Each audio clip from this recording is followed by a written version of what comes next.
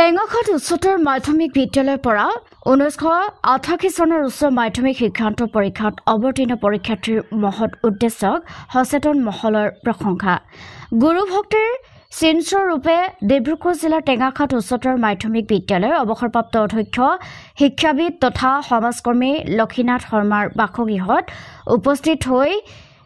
1988 চনৰ উচ্চ মাধ্যমিক শিক্ষান্ত পৰীক্ষাত অৱতীৰ্ণ পৰীক্ষাৰ্থীৰ মহৎ উদ্দেশ্যৰে বিশেষ সম্বোধনা জ্ঞাপন কৰা হয়। 31 বছৰ আগৰ মোৰ অতি মৰমৰ ছাত্ৰসকল আৰু যিসকল ছাত্ৰই আজি ইমান দিন স্মৃতি ৰক্ষা কৰি আহিছে আৰু সেই স্মৃতি চিনস্বৰূপে আজি আমাৰ গৃহত আহি আমাৰ এই প্ৰাক্তন ছাত্ৰসকলে যি সম্বৰ্ধনা আৰু সন্মান জ্ঞাপন কৰিছে তাৰ কাৰণে মই অতি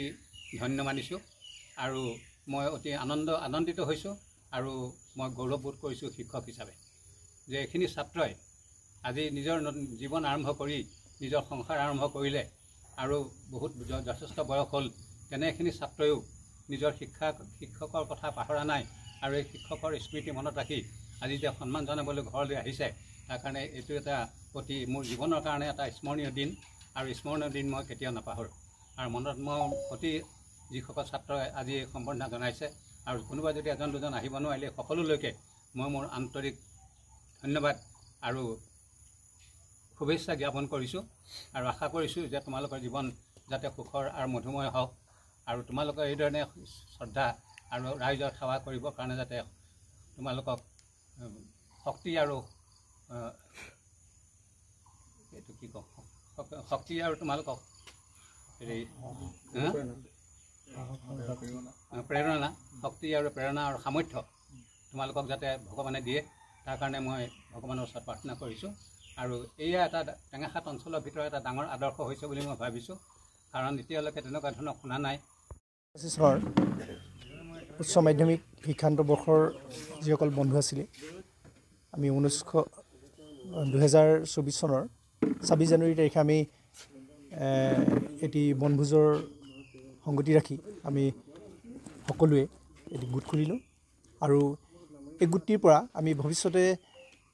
আমাৰ বন্ধুসকলৰ যিসকল নিবনুৱা হৈ আছে আৰু পৰাপক্ষত যিসকলৰ আৰ্থিকভাৱেও তেখেতসকল সচ্ছল নহয় আমি ভাবিলোঁ তেখেতসকলৰ সহায়ৰ কাৰণে আৰু আমি এটা গোট খুলি ভৱিষ্যতে তেখেতসকলক আমি আমাৰ লগত সমানে খোজ মিলাই আগুৱাই লৈ যাম বুলি আমি মনস্থ কৰিছিলোঁ আৰু লগতে যিসকল বন্ধুৱে আমি কথা পাতিলোঁ তাতে আমি সংকল্প ল'লোঁ যে আমাৰ সন্মানীয় যিসকল পুৰণা শিক্ষাগুৰু আছে তেখেতসকলক আমি সময়ে সময়ে আমি সম্বৰ্ধনা জনাই আগবঢ়াই লৈ যাম বুলি ভাবিছিলোঁ আৰু তেখেতসকলক যিহেতু আমি 88 চনৰ যিহেতু আমি সকলোৱেই এতিয়া 52 বছৰৰ ওচৰা-ওচৰি হৈ গৈছে আমাৰ আৰু আমি সকলোৱে ভাবিলোঁ তেখেতসকলকো আমি দুদিনমান সুখেৰে জীয়াই থাকিব পৰাকৈ আমি এটা হাঁহি খোৰাক যোগাই আমি আগুৱাই লৈ যাম বুলি তেখেতসকলক আমি মনস্থ কৰিলোঁ আৰু আমি যিমান পাৰিছোঁ এতিয়া ইতিমধ্যে আমাৰ বন্ধু তৈলক্য বৰুৱাৰ জীয়াৰী হেঞ্চুৱা গাঁৱৰ তেখেতৰ ছোৱালীয়ে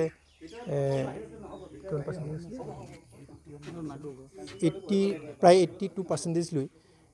হাইস্কুল শিক্ষান্ত পৰীক্ষাত পাছ কৰিলে আৰু তেখেতক আমি আমাৰ বন্ধুসকলৰ ফালৰ পৰা আমি আৰ্থিক সৰুকৈ উপহাৰ আমি আগবঢ়ালোঁ আৰু ঠিক তেনেদৰেই চলিন লাহনৰ ছোৱালীও দিহিং ভেলীৰ পৰা পাছ কৰিছিলে তেখেতকো আমি আমাৰ ফালৰ পৰা যিমান পাৰিছোঁ মানে এনেও এটি উপহাৰ আমাৰ ফালৰ পৰা আগবঢ়ালোঁ আৰু তেখেতসকলে খুব সুখী আৰু ছাত্ৰ ছাত্ৰীসকল যিহেতু আগুৱাই যোৱাত আমি এই বন্ধুসকলে আমি ভাবিলোঁ তেখেতসকলক আমি কেনেকৈ আগুৱাই লৈ যাম তেখেতসকলৰ মানসিকভাৱে বহুত আছে কিন্তু আমি মানসিকভাৱে তেখেতসকলক কেনেকৈ সকাহ দিওঁ বা কেনেকৈ আমি উৎসাহ দিব পাৰোঁ সেইটো আমি ভাবি আমি তেখেতসকলৰ ঘৰলৈ গৈ তেখেতসকলক আমি সম্বোধন আপোনালোকে যিটো কৰ্পাছ ফাণ্ডৰ কথা উল্লেখ কৰিছে কৰ্পাছ ফাণ্ড যিটো গঠন কৰিছে হয় এই কৰ্পাছ ফাণ্ডটোৱে আপোনালোকৰ বন্ধুবৰ্গৰ গণ্ডিয়ৰ বাহিৰতো মানে আৰ্থিকভাৱে দুৰ্বল ছাত্ৰ ছাত্ৰীসকলক ভৱিষ্যতে কিবা পৰিকল্পনা হয় আপুনি যিটো কথা কৈছে আমি ভাবি থৈছোঁ আমি ভৱিষ্যতে কৰিম যিহেতু আমাৰ প্ৰথমতে আমি পুঁজিটো আমাৰ ন্যাসটো আমি শকত কৰি আমি ভাবিছোঁ অন্ততঃ সেইটো সময় লাগিব আমি আমাৰ ফালৰ পৰা যিহেতু এতিয়া প্ৰত্যেকেই আমি প্ৰতি মাহতে 100 টকাকৈ আমি বৰঙণি আগবঢ়াই গৈ আছোঁ আৰু বেছি দিন হোৱা নাই যিহেতু গতিকে আমি অন্ততঃ বেছি নহ'লেও 2 বছৰমানৰ পিছত আমি সেই বস্তুটো ব্যৱস্থা কৰিব পাৰিম বুলি ভাবিছোঁ। আজি যে আপোনালোকে লক্ষী ছাৰৰ ঘৰত আহি পেলাই সম্বৰ্ধনা জনাইছে ছাৰক আমি যিহেতু আমাৰ গোটেই বেচটো তেখেত আমাৰ সকলোৰে সন্মানীয় আৰু আমাৰ শিক্ষাগুৰু হয় আৰু লগতে তেখেত আমাৰ দিনৰ অধ্যক্ষ আছিলে। গতিকে তেখেত অধ্যক্ষ হিচাপে যিহেতু আমাক আগুৱাই লৈ গৈছিলে, আমাক বহুত মৰম কৰিছিলে, আমি সকলোৱে তেখেতক মনত থৈ দিছোঁ আৰু বাকী সকলোকো মনত থৈছোঁ, অকল যে তেখেতকৈ থৈছোঁ নহয়, কিন্তু আমাৰ তেখেত মানে বেছি আমাৰ প্ৰিয় আছিলে আৰু আমি তেখেতৰ ওচৰত ব্যক্তিগতভাৱেও আমি বহুত কথা আমি তেখেতৰ লগত আমি শ্বেয়াৰ কৰিছিলোঁ। আজিও আহি যিটো পাইছোঁ ছাৰক, এইটো আমি ভাবিবই নোৱাৰোঁ। তেখেতে যিখিনি কথা আমাক কৈ আছে, আমি যেন আমাৰ লগৰ এজন শিক্ষাগুৰু বা আমাৰ লগৰ বন্ধু তেখেত মানে আমি মানে আহি আৰু বেছি নষ্টালজিক হৈ গৈছোঁ আৰু তেখেতো হয়তো আজি আপোনালোকক কৈছেই এই কথাখিনি। গতিকে তেখেতে যিখিনি আমাক মানে আহিয়েই যিটো আপ্যায়ন কৰিলে,